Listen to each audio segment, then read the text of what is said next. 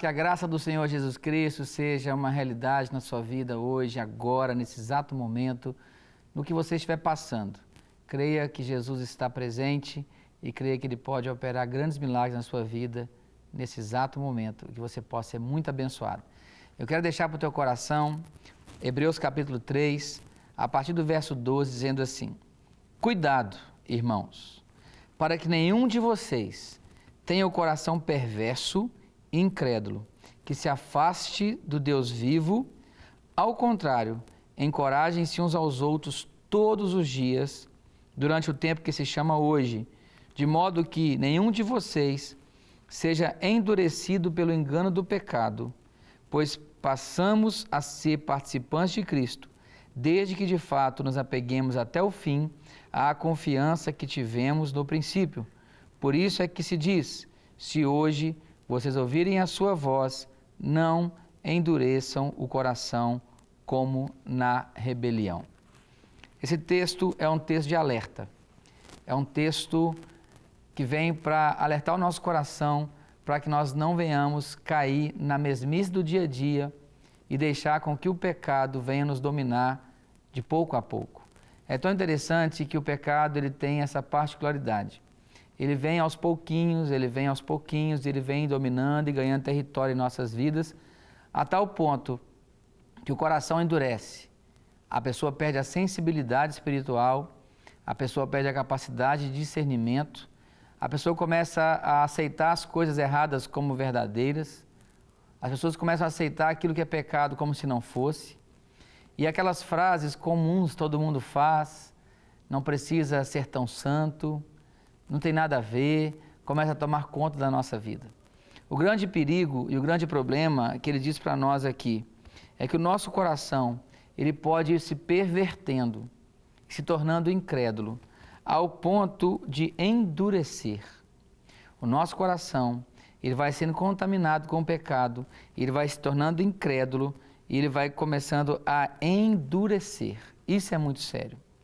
É muito comum, infelizmente, encontrarmos pessoas que outrora foram tão usadas na casa do Senhor, tão cheias de Deus, tão cheias da vida de Deus, que tinham uma vida tão bonita, era instrumento nas mãos do Senhor, falava de Deus para as pessoas, pregava, e de repente as coisas começaram a minar o coração e a pessoa chegou a um tombo, uma queda, que trouxe escândalo e prejuízo para o reino de Deus. Agora, ninguém cai de uma vez. Ninguém cai num susto. A queda vem acontecendo aos poucos. A queda vem acontecendo dia a dia, quando pequenas falhas do nosso caráter, do nosso comportamento, e a gente não confessa, a gente não se arrepende, a gente vai empurrando com a barriga e vai deixando levar. É aquela briguinha com a esposa que você não consertou, não pediu perdão. É aquele momento de ira e ignorância com o filho e você não pediu perdão. Aquele dinheiro que você pegou indevidamente e você não confessa, e aquela mentira que você disse e não assumiu, aquele orgulho que você teve naquele momento e você depois não pediu perdão. E aos pouquinhos, as coisas vão ganhando forma e elas vão dominando, vai contaminando toda a nossa vida. E é internamente. O grande problema é esse, que é interno. Ninguém está vendo, então ninguém denuncia. E você, eu, a gente continua fazendo, enganando as pessoas, enganando nós mesmos. Mas vai chegar um dia que isso vai se transformar numa ação, numa atitude, a ponto de cairmos e gerar escândalo. O texto está dizendo: cuidado, irmãos, para que nenhum de vocês tenha coração perverso e incrédulo, que se afaste do Deus vivo. A gente vai se afastando de Deus, o pecado vai nos levando para longe dele, nós não percebemos. Esse ir para longe de Deus tem a ver com perder a sensibilidade, perder a capacidade de comunhão, de andar perto, de ouvir a voz, de seguir os seus mandamentos. A gente vai caminhando para longe, vai distanciando, vai desviando do caminho. E aí o pecado vai tomando nosso coração, vai nos cegando e vai nos conduzindo para um caminho de vergonha e de dor. O texto fala, ao contrário disso,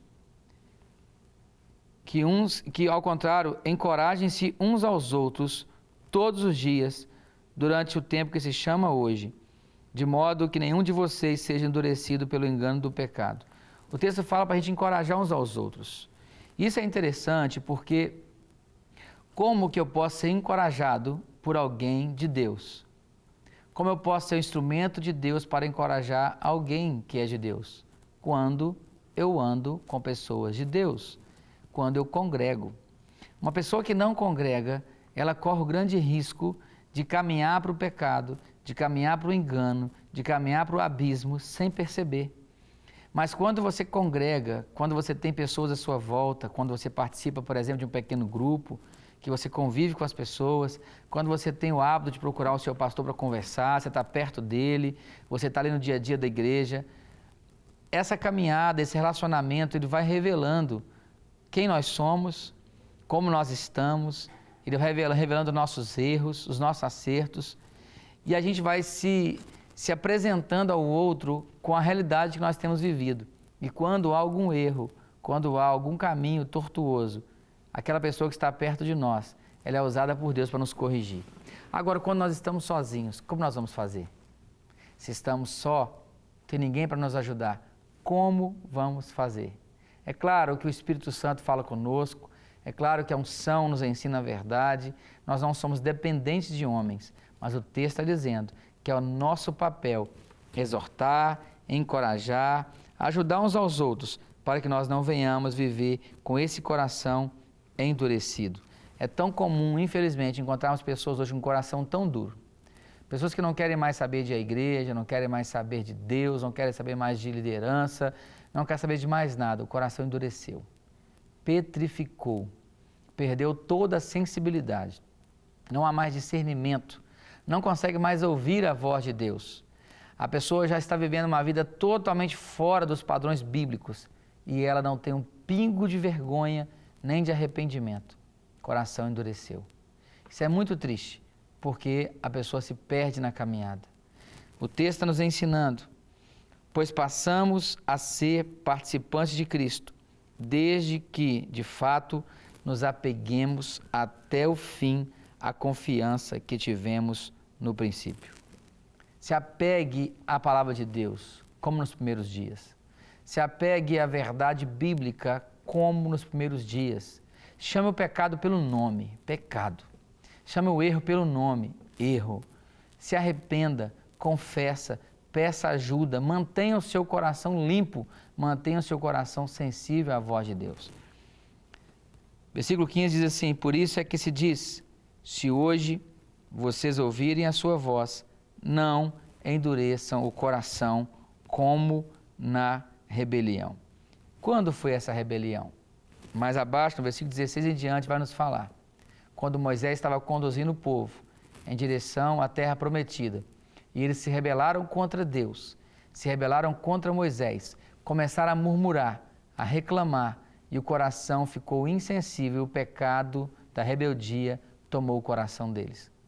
Ali, uma geração se perdeu, uma geração inteira se perdeu, não herdou a promessa por causa da rebelião.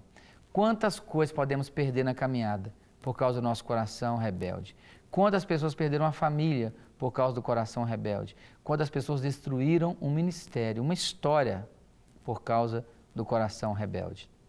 Lembre-se, isso começa aos poucos. Isso começa com a sua independência, com o seu afastamento da congregação. Quando você deixa de ser pastoreado, quando você deixa de viver uma vida com Deus, de buscar a Deus, as coisas começam a acontecer. Que eu e você possamos todos os dias ser como o salmista, que amava a casa do Senhor, a presença do Senhor, e que possamos habitar, como o salmista disse, na casa do Senhor todos os dias, vivendo em comunhão plena com Deus e com nossos irmãos. Que Deus te abençoe, em nome de Jesus.